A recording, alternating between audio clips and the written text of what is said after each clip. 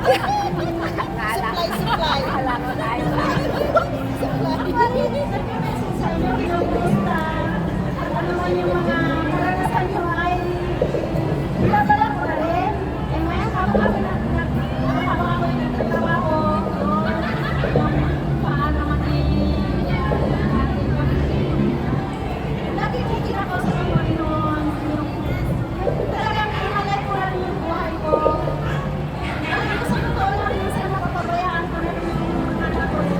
Ako kasi pagkakahal, talaga naman na bigay ko ko yan.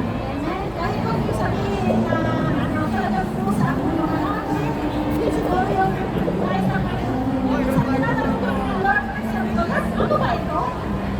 Kasi hindi ko naman dapat gawin yung mga yan. Sa totoo lang, okay na ako. Gusto ko na umuwi rin eh.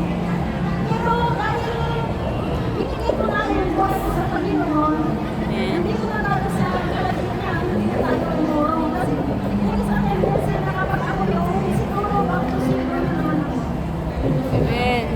Kaya ito Kardinal, salamat sa inyo mga buhay. Hindi ko naman ito magagawa kung wala kayo.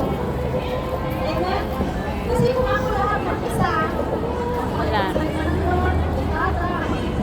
burn out ako. Walang mangyayari sa ako. Pero purihin ang Panginoon dahil tama lang yung ginawa ng Panginoon sa atin. Salamat talaga ako sa inyo sa pagmamahal niyo sa akin. Na hindi naman pa sa akin na yung gusto nyo sabihin, pero ito yung mga karamdam ko.